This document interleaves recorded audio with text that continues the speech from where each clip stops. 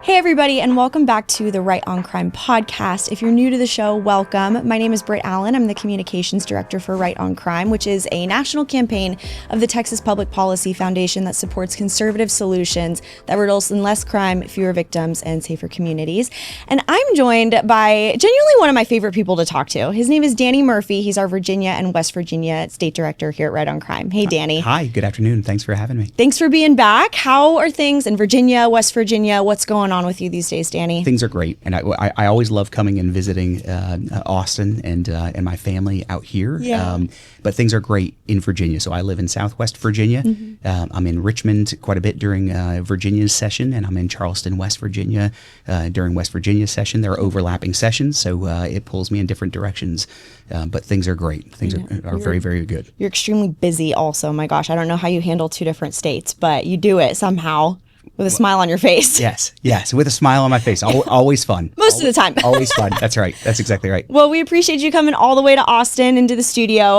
We're talking about something really interesting today that we haven't talked about on the show before, and that is CCAP, which stands for Community Corrections Alternative Programs. That's right. So I would love if you could tell us a little bit about what they are and how they differ from traditional incarceration. Sure. So CCAP is a program within the Virginia Department of Corrections, first of all. Okay. It is not a program that's in existence yet in West Virginia, though we are trying to work through that. And I've only become familiar with CCAP through my work as a criminal defense attorney in Virginia. So the Community Corrections Alternative Program, there are a total of 5 institutions, 5 facilities spread out throughout Virginia. 4 of them are men's facilities, and only 1 is a women's facility, and that's outside of Richmond. They are designed for a designated population of probationer or of an inmate, and I'll get to that in a moment. Mm-hmm. They are a relatively short duration program. It's typically an 11-month program, mm-hmm. But it's what it is designed to put probationers in an environment that addresses underlying mental health and substance abuse disorders, attempts to equip the probationers with both the educational skills and the trade skills necessary to succeed when they're released from the program, teaches them a particular trade, and then marries them up with an employer who can give them on-the-job training while they're in the program that lead to work opportunities when they leave the program. And then, an added bonus to all of this is they are paid by these employers while they're working during the course of their incarceration. And those funds are then turned around and paid off their fines and their fees and other expenses that they would otherwise be facing upon their release. And so they're able to get a leg up from other folks who are not in the program, so to speak. Oh, wow. Okay. So tell me a little bit about who is eligible for a program like this. What does referral or placement look like? Sure. So I'll give you a background on that, but it kind of encompasses what some of the problems are with the program. And ultimately, it's really a voluntary type of program. So very typically speaking, we're dealing with individuals who are charged with drug offenses, non-violent offenses, and that's a complete disqualifier if they fall under any number of categories of violent offenses. Mm-hmm. So typically speaking, they're low-level offenses where people's either their sentencing guidelines are relatively low, or they are probation violation offenses where they're going to receive a sentence typically of up to 12 months incarceration, but they also have to have at least 12 months of probation time to follow. So we're talking about individuals who do not face a lot of punitive exposure. They're not facing lengthy terms of incarceration. Mm-hmm. First of all, in order to be eligible for the program, once they meet the qualifications for the type of offense and their own background check in terms of violence in facilities and being deemed qualified to live in this environment, mm-hmm. The individual has to volunteer. They have to agree to do this. In fact, mm-hmm. I've represented some folks who, if they were to just say, hey, look, I just want to go and plead guilty and accept my sentence, probably would have received a lighter sentence 6 months incarceration as an example, as opposed to the full 11-month program that they get through the CCAP program. But they opt for the CCAP program because of what it does for them, because of the opportunities that they have by going through this program.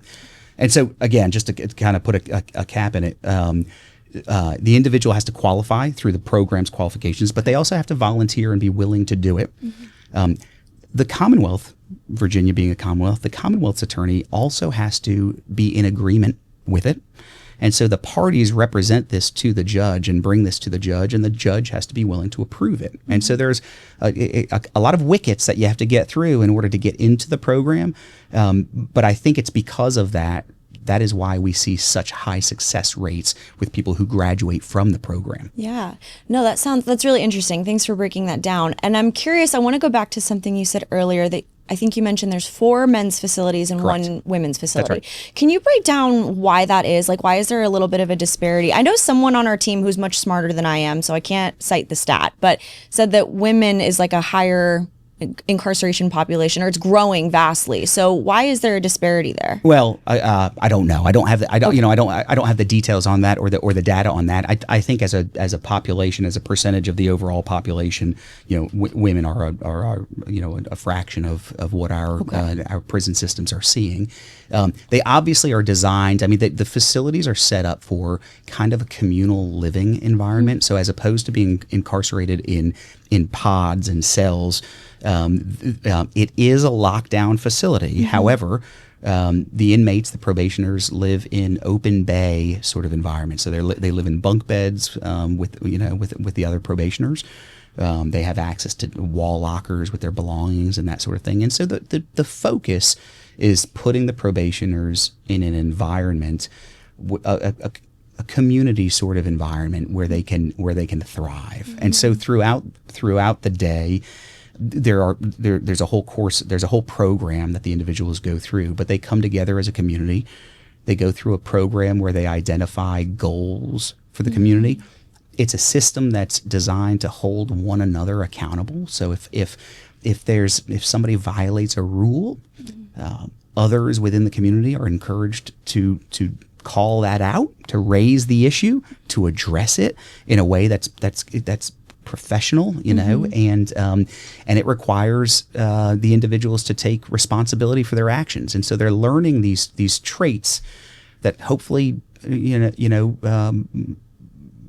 serve them well when they're released. Yeah. So some of my favorite content when I'm scrolling social media is like a day in the life. Sure. So walk me through, somebody in the program wakes up in the morning. What does their day look like from the time they wake up to the time they go to bed? And I'm certain that changes from probationer to probationer because they really are individualized daily activities for the probationers. But the probationers will wake up. They'll have personal hygiene time.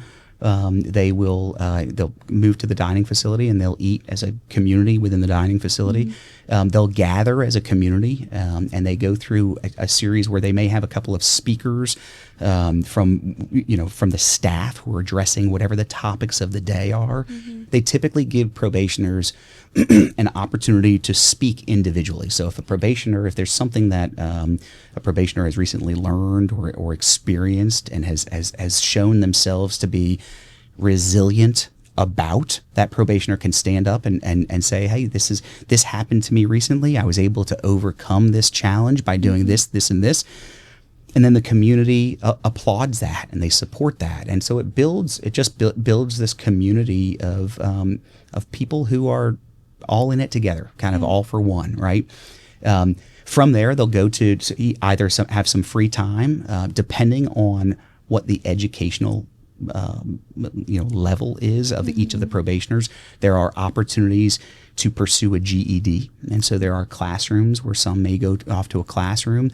And as I mentioned earlier, they're all given an opportunity to explore different trades, and different trades are really promoted at the different facilities depending on which facility you're at. And so, in the afternoon, some of the probationers may go and receive training and hands-on training on masonry, on HVAC repair, on roofing, on welding, on any number of trades. And so from there, if they're in the period of time within their 11-month program where they're given the access to off-campus, off-facility employment, some will be bussed over to their employers, and they'll actually work, and they'll put what that training was into practice, and they'll work for a local employer. And then in the evening, they get, they're in vans, and they get bussed back to the facility. They come back in, rejoin their community, have dinner, and go to bed. Yeah. It's an intensive day. It's a full day. Well, it is, but it's also, when I say we're trying to equip these probationers for to live a law-abiding life, a law-abiding life takes, hard work. You got to get up. You got to take care of your family. You got to get ready for work. You got to go to work. You've got to balance the stressors of your day. You got to balance the stressors of your family at the time, but you still have to do your job. You got to go home and fix dinner for the family and get, And so we want people to be equipped to transition to that lifestyle when they depart the facility. Yeah. And so far, if they graduate from the program, the recidivism rates are some of the lowest in the country nationally. And so it's an extraordinarily effective program. My frustration is that it is not used or utilized more frequently.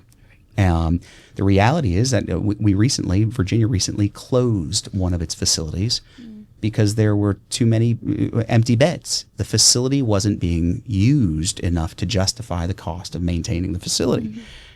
And so why is that? Why if we have the construct in Virginia to achieve such high successful rates of low rates of recidivism, why don't we use that facility more frequently?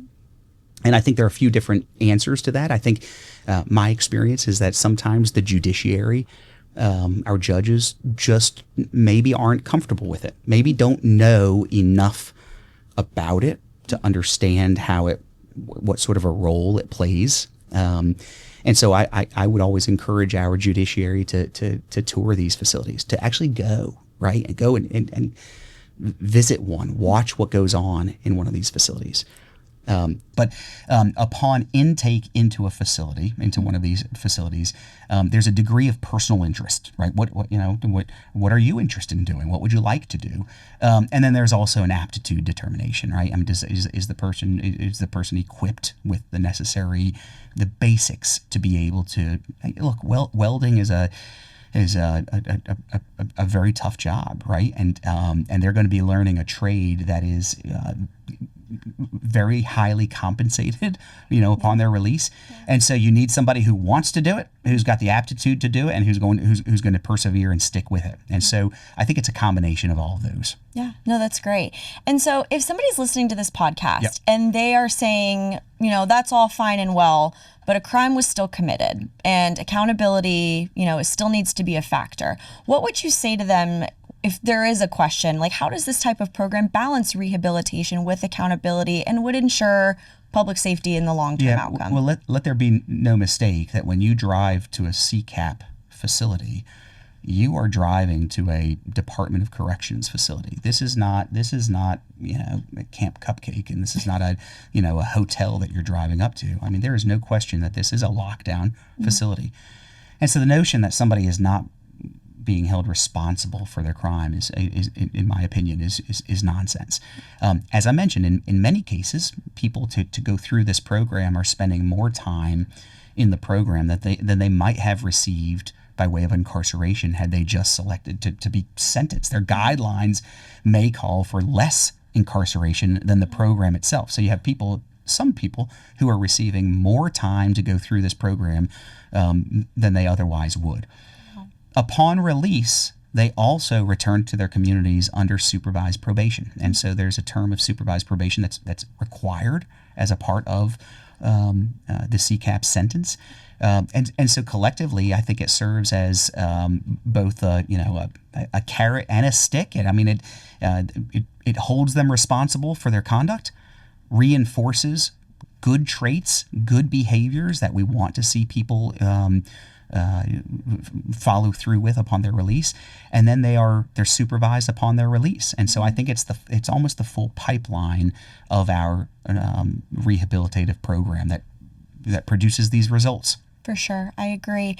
And then, speaking of results, you mentioned that education plays a big role in this. So yes. like GED completion, basic literacy. So could you talk a little bit about how something like that plays into the long-term outcomes of this program? Yeah. Well, first of all, again, commending my colleagues in the Department of Corrections. So Virginia's Department of Corrections boasts one of the nation's lowest recidivism rates to begin with. Okay. So, I think that the national average, and these statistics are really challenging because all states report it in slightly different ways, and it's difficult to nail down. But I think the national average is probably a recidivism rate in the 30%. Okay, to put it in perspective, Virginia's recent recidivism rates have been in the low 20s, and then most recently in the high teens. Okay, 17, 18, 19%. And so our CCAP facilities, those graduating from CCAP, have even lower recidivism rates than the rest of the Department of Corrections populations. So why is that? Well, I think obviously we're equipping those probationers with the tools that they need to enter society as equipped to work. But we are also emphasizing basic educational requirements. Look, I think for somebody to obtain a GED or to attain certain educational levels gives people a sense of personal pride, right? My experience with people that I've represented who do not have a high school degree or don't have a GED, in years later, regret it. They regret it.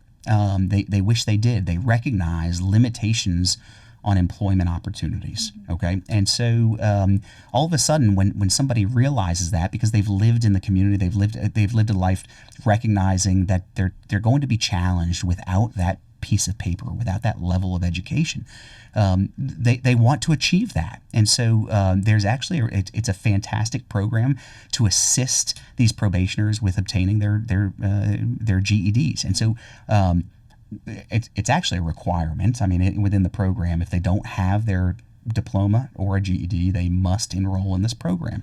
And so it encourages development. It encourages education. It encourages people to pursue self-betterment.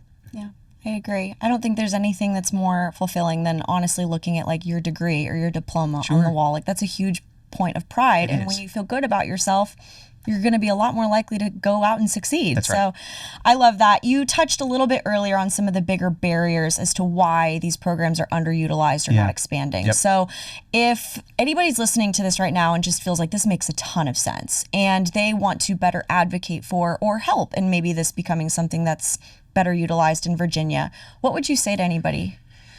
Well, look, something that I've grappled with is, should the legislature look to impose a mandate upon our judiciary to consider a sentence to CCAP for certain offenders under certain classifications of offenses? And what I mean by that is, in Virginia, we have a sentencing commission, and they generate sentencing guidelines.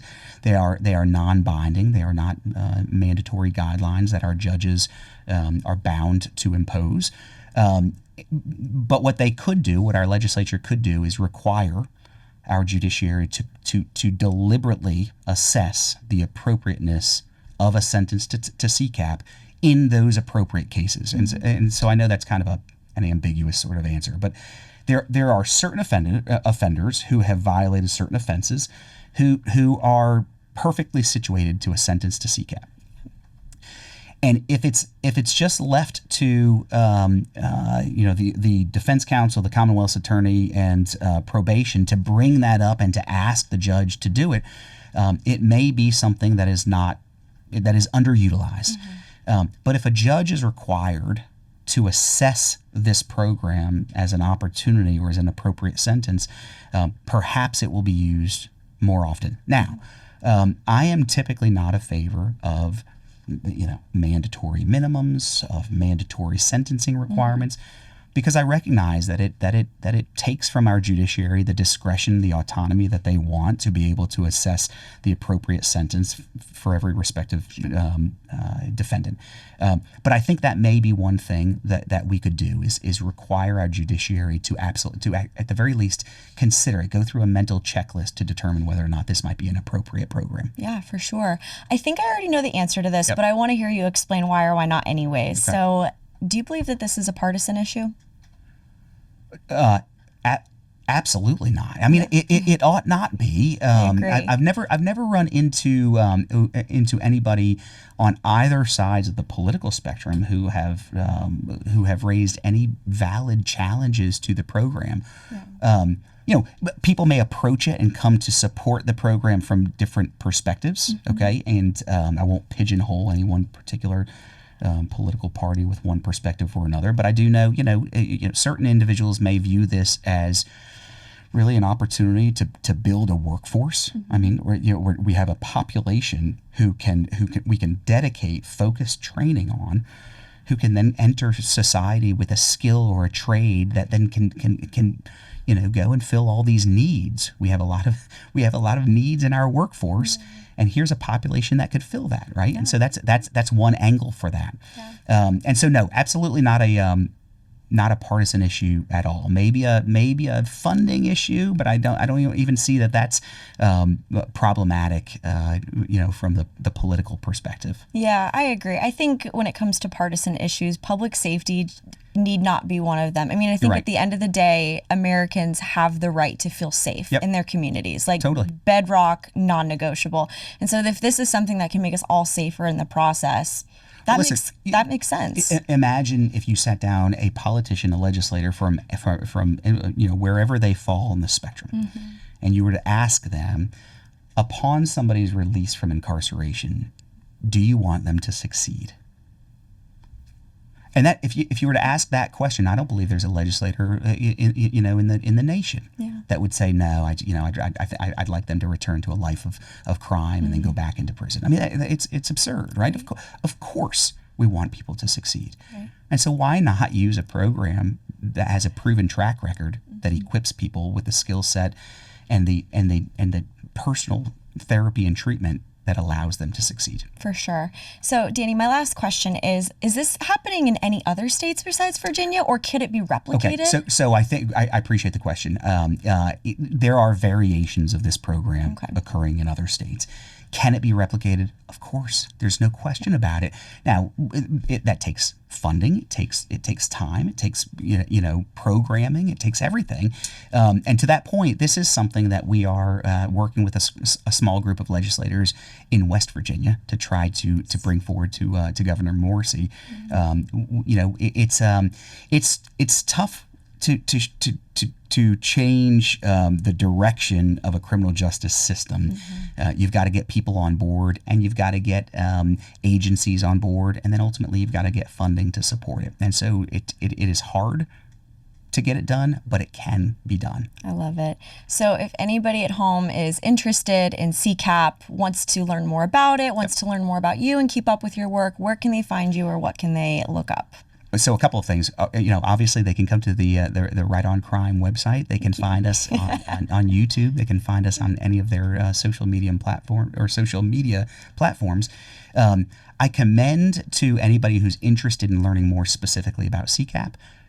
There's a video that the Virginia Department of Corrections put on YouTube a few years ago, and it's a great video.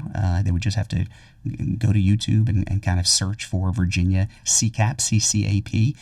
They can also go to the Virginia Department of Corrections website and learn more about the program there. Perfect. Danny, you are so fun to talk to. Thank you so much for coming back and joining us. My pleasure to see you. Can't wait to have you back on. And thank you guys so much for joining us for the Right on Crime podcast. If you guys want to learn more about Right on Crime or any of the issues we work on in our various states, you can visit us at rightoncrime.com.